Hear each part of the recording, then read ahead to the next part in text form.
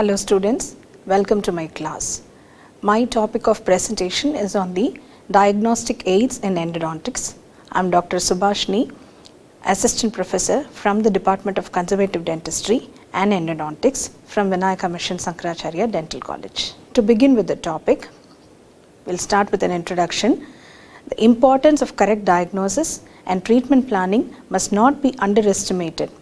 Causes of facial pain is many. Neither the art nor the science is effective alone. Establishing a differential diagnosis in endodontics requires a unique blend of knowledge, skill and ability to interpret and interact with patient in a real time. Hence, I would like to define diagnosis according to Grossman as the process by which dentist collects the information by observing, examining and testing the patient to identify the abnormalities associated with the tooth or the oral cavity, and thereby he develops a treatment plan to solve the problem. Usually patient complains of symptoms or the symptoms that is associated with the patients is observed by the clinician. The signs usually appears as an indicative of an illness. So symptoms can be classified into subjective as well as objective symptoms. Subjective symptoms are nothing but these are the symptoms experienced by the patient and it is reported to the clinician, whereas objective symptoms is observed by the clinician through the various tests performed in a patient. It is essential to gather collective information regarding the signs, symptoms and history for a successful outcome of any treatment procedure. Hence, the case history should have chief complaint, past medical history, past dental history, noting down all the vital signs before to start up any treatment, and it should also consist of history of present illness. So all this parameters forms the pillars of correct clinical diagnosis. Usually patient complains of pain and only then he reports to a dentist. The pain are of two types. One is the sharp piercing and lancinating pain, which is usually associated with the excitations of the A delta fibers that are located in the peripheral part of the pulpal structure, that is the soft tissue inside a tooth. And usually patient complaining of sharp pain and the absence of pain on the removal of a stimulus is an indicative of reversible pulpitis. When the pain is dull, thrombic and excruciating, and this is found to be associated with the excitations of the C nerve fibers which is present in the core of the pulp structure, and this pain is indicative of irreversible pulpitis. This pain will be present even after the stimulus are removed. So coming to the clinical examination, first it consists of an extraoral examination. The clinician before diagnosing anything should also go for the extraoral examination and should look into the factors like facial asymmetry, localized swellings, lymphadenopathy, changes in color or similar signs of disease, trauma of any other various treatments, and then goes into the visual and tactile inspection. The visual and tactile inspection is usually carried out with the help of the diagnostic instruments like mouth mirror, explorer and probe, with periodontal probe also under dry conditions with good illumination source. Examination according to Grossman is basically determined by 3 C's. One is color, second is contour and the third one is consistency. Soft tissue examination also follows the same criteria where the color indicates presence of any pathology. For example, the normal gingiva appears pale pink in color, whereas the inflamed gingiva will be red in color. Coming to the contour, the change in the contour of a scalloped gingiva usually occurs with a swelling. Coming to the consistency, hard, soft or fluctuant or firm mass indicates a nature of a swelling associated with the pain. Coming to the hard tissue examination, normal teeth appears with a lifelike translucency, whereas non-vital tooth usually appears dull and it may also appears to be discolored. Coming to the contour, altered in the structure of the tooth, for example a fractured tooth or wear facets is indicative of pathology of tooth. Consistency, Usually it is associated with the caries invasion, where the infected dentin is soft and leathery in consistency, whereas affected dentin, though it is associated with the brownish discoloration, it is hard in consistency. Moving on to the periodontium, we follow percussion test. Percussion test is usually done with the help of the handle of the mouth mirror. The handle of the mouth mirror is placed on the occlusal or the incisal surfaces of the tooth. When the percussion is done on the occlusal or the incisal surfaces of the tooth, which is indicative, then the patient will respond with pain due to inflamed state of proprioceptive fibers present in the periodontal ligament, which in turn helps the clinician to locate the source of the pain. Coming to the palpation, index finger with a light digital pressure is used to examine tissue consistency and pain response. Importance of this test is helpful in locating the swelling over an involved tooth and presence of bony crepitus. Mobilometers. These are the electronic devices or gadgets supplied with two electrodes. The two electrodes are provided with two prongs, one placed on the facial aspect of the tooth and one placed on the lingual aspect of the tooth. The degree of mobility is tested with the mobilometers and is then reflected as a numerical reading either on the instrument itself or on the attached computer screen. Heat test. Heat test is usually done to check the pulp sensibility. Sensibility is nothing but signs and symptoms associated with the neural elements, whether the tooth has got enough nerve supply or not. So heat test as I told you before, it is usually associated with the excitations of the C fibers, which is present in the coronal portions or the core of the pulp, that is the center of the pulp. So it needs a longer time to cause excitations of the C fibers. So heat test can be performed by any of the following methods using hot air, hot water, hot burnisher, hot guttapaka, hot compound, or polishing of crown with a rubber cup. Usually hot guttapaka is most commonly used. Steps to be followed to do a heat test are: tooth to be tested is first isolated and a coating of petroleum jelly is applied on the surface of the tooth to avoid the GP stick sticking onto the crown surface. GP stick is heated to a temperature of 65.5 degrees centigrade till the glistening form appears on the GP stick, and then it is placed on the middle third on the facial surface of the crown in less than 2 seconds. When a patient elicits a response, then it is indicative of vitality of the tooth, that is, the nerve supply is present in the tooth.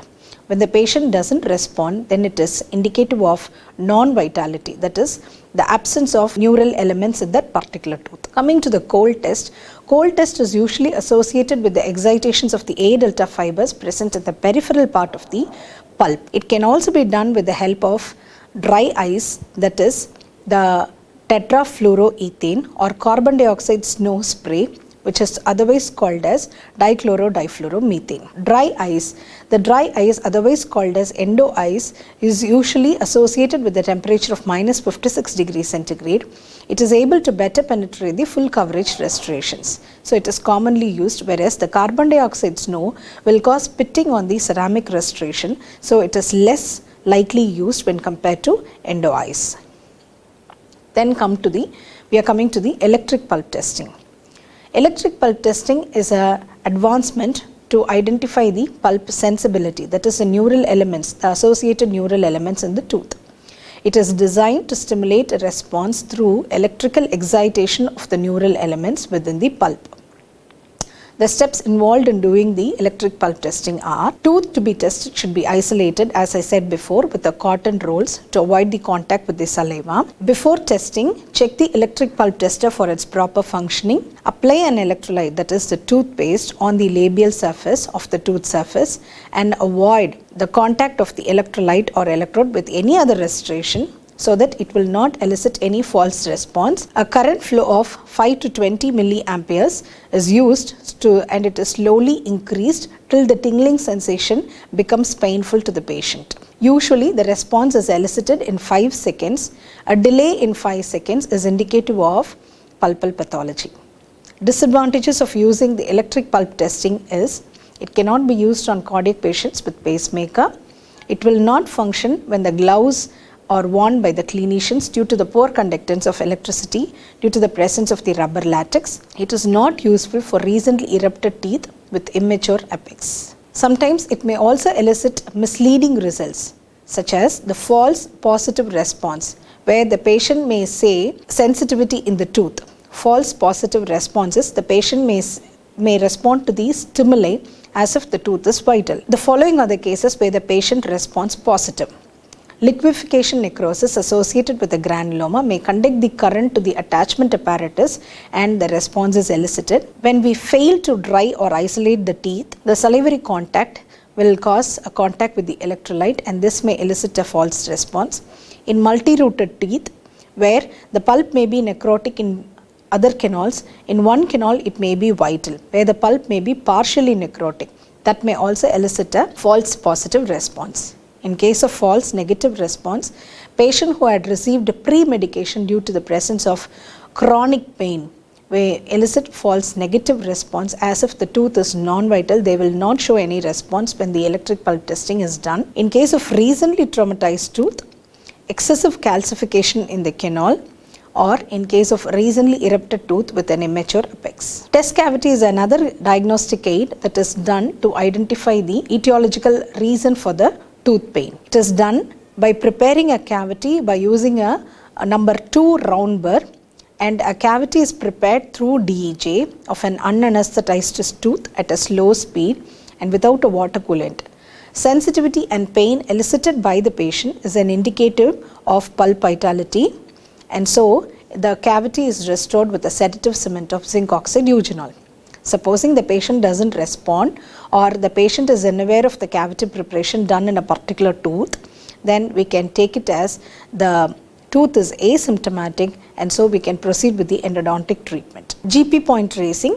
GP point tracing is a diagnostic aid to trace the sinus tract when we are not aware of which tooth is etiological factor for the source of infection, but then a sinus tract is present on the buccal attached gingiva on the mucosal layer, and if you are not able to identify the etiological factor of the tooth, then GP tracing is an ideal method to locate the tooth. An ISO standard 35 size GP is inserted through the opening of the sinus tract, and we take a radiograph, and when we visualize, the radiograph will neatly show that the GP stick is pointing to the etiological tooth, which is the causative factor for the infection. Transillumination test. This test is done to indicate the fracture line or to identify the fracture line. Light. This test is done by a light from a fiber optic handpiece or wand from otoscope is applied to illuminate the tooth so that we can detect the fracture lines. How do we detect the fracture lines? The portion that is illuminating the light shows absence of fracture, whereas the non-illuminating surface have lost the lifelike translucency, have lost the vitality, have lost that reflecting response, is indicative of fracture. Biting test. Another test to identify the fractured tooth or cracked tooth syndrome is nothing but the biting test. An orange wood stick is placed on the occlusal or the incisal surface of the tooth, and when the patient is asked to bite, if there is any presence of apical periodontitis, then the patient may complain of pain. When the fragments are separated on biting the tooth slot, then there is absence of pain. It is indicative of the vertical fracture of the tooth. Radiograph. Radiograph is another diagnostic aid to identify any etiological reason of the tooth which results in pain. It provides information about the extent of caries, the number of root canals present in a tooth, course and shape of the root canals, length of the root, any calcifications or resorptions associated with the tooth, post-obturation evaluation, or you can also evaluate the healing after your RCT treatment. But the limitations of radiographs are, it is naturally a 2D image of a 3D object. The state of pulp health, that is the vitality of pulp health, cannot be ascertained using 2D image. The periapical pathology is evident in the radiograph only after the 33% of destruction is done there. Vertical root fractures can't be diagnosed. Extent of caries is not accurate to plan for the treatment. Coming to the radiovisuography, which is an advanced version of the radiograph, the name itself indicates radiovisuography. As soon as you take a radiograph, you can visualize the radiograph on the monitor. So the components involved in the radioviswography are intraoral sensor carrying the optical fibers with selenium coating, charged coupling device to translate the image, and a video monitor. How does this radioviswography functions? Coming to the mechanism, the intraoral sensor captures the image by a radiation source. Sensor connected to a computer transforms that image into a digital image by interpreting the signal. Image is instantly displayed and visualized in the monitor. So the advantages are eliminations of the X-ray film, provides instant images, number of images you can duplicate, reduces the radiation exposure by 80%, and it is also helpful to show and educate the patient. The digital subtraction radiography is another method. It is based on the image enhancement method, where a conventional radiograph is taken and it is digitalized. The digitalized image is subtracted from the conventional radiograph and the associated pathology is marked. This pathology is then displayed in the subtracted image. Uses for reviewing the progression of the caries as well as the periapical lesions. Coming to the advanced radiographic techniques, it involves computerized tomography. Computerized tomography also produces 3D images instead of 2D image produced by the conventional radiography. Even though there is an advancement in the radioviswography, it doesn't produce 3D image. Whereas the computerized tomography produces 3D images of an object by using series of two-dimensional set of image data to mathematically reconstruct a cross-section of it.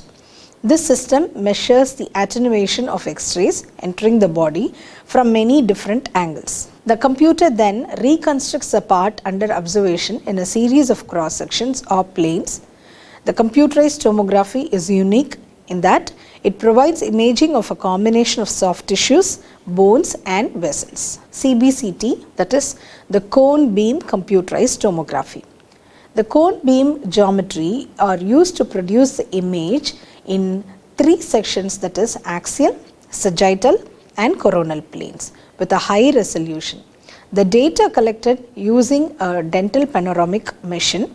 In this system, the entrance radiation dose is several dozen times lower than that of the conventional radiographic technique or the conventional tomographic technique. Advantages of CBCT are, it provides best accurate dental anatomy, localization and differentiation of the internal root resorption and cervical resorption, helps to identify perforations, overextended obturation and instrument separation.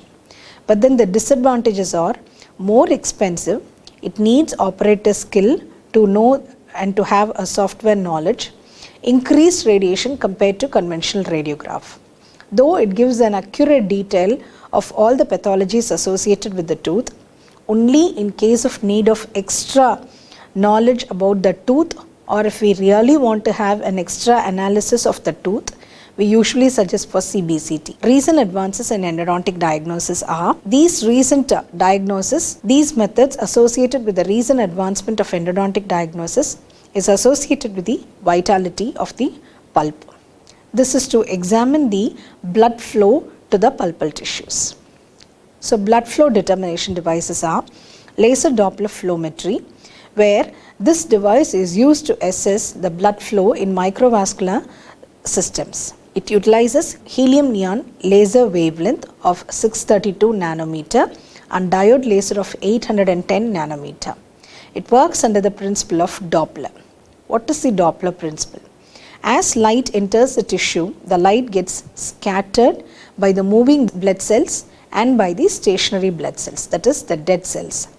Photons that hits the moving blood cells are scattered and the light is shifted. Back scattered light is identified by the photo detector which is built inside the probe on the tooth surface. This measurement of the Doppler shifted back scattered light gives the indication of the pulpal blood flow. In case of dead cells, the back scattered light is absent. Advantages of this test are, no problems are associated with the apprehensive patient.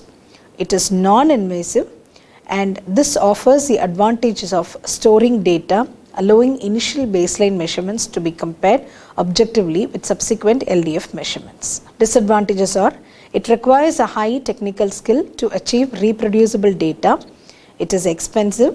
Systemic medications may alter the pulpal blood flow. Gingival blood vessel can give false readings. Coming to pulse oximetry, it is also a non-invasive technique to measure the oxygen saturation levels.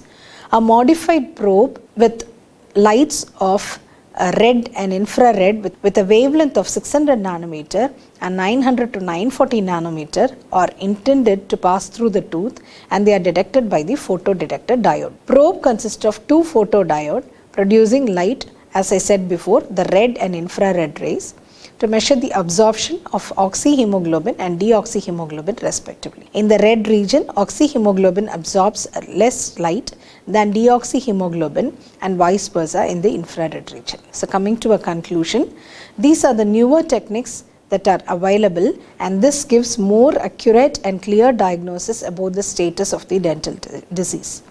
There are many other techniques available like zero radiography, phosphor sensor plate, magnetic resonance imaging, ultrasound imaging, etc.